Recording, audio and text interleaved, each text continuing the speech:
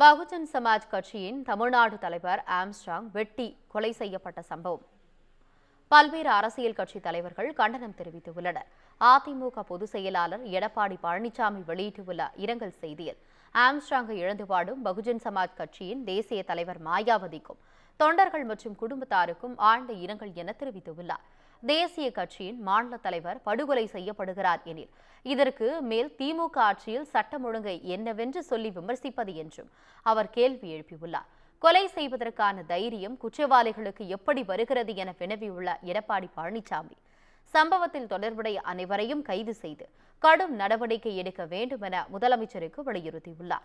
பாஜக மாநில தலைவர் அண்ணாமலை வெளியிட்டுள்ள இரங்கல் செய்தியில் ஆம்ஸ்ட்ராங் கொடூரமாக படுகொலை செய்யப்பட்டது பெரும் அதிர்ச்சியை ஏற்படுத்தியுள்ளதாக தெரிவித்துள்ளார்.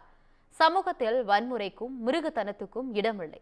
ஆனால் கடந்த 3 ஆண்டுகால திமுக ஆட்சியில் அதுவே வழக்கமாகிவிட்டது என்றும் குற்றம் சாட்டி சட்டம் ஒழுங்கை சீர்குலைத்துவிட்டு மாநிலத்தின் முதலமைச்சராக தொடரும் தார்மீக உரிமை தனக்கு இருக்கிறதா என மு.க.ஸ்டாலின் தன்னையே கேட்டுக்கொள்ள வேண்டும் என்றும் அண்ணாமலை சாடியுள்ளார்.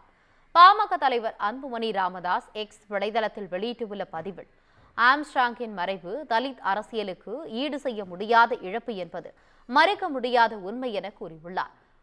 உளவுத்துறை செயலிழந்து விட்டது என்பதையே ஆம்ஸ்ட்ராங் படுகொலை காட்டுகிறது எனவும் சட்டம் ஒழுங்கு சீர்குலைந்திருப்பதற்கு மு.க.ஸ்டாலின் பொறுப்பேற்க வேண்டும் என்றும் அவர் கூறியுள்ளார்.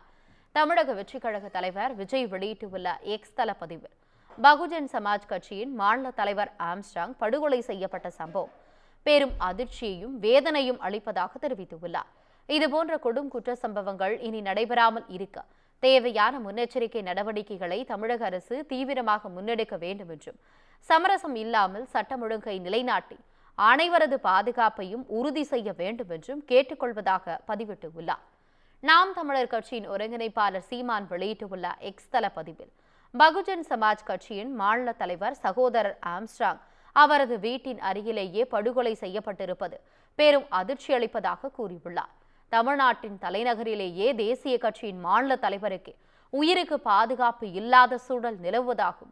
திமுக ஆட்சியில் சாதாரண பொதுமக்களுக்கு என்ன பாதுகாப்பு இருக்க முடியும் என்றும் கேள்வி எழுப்பியுள்ளார்.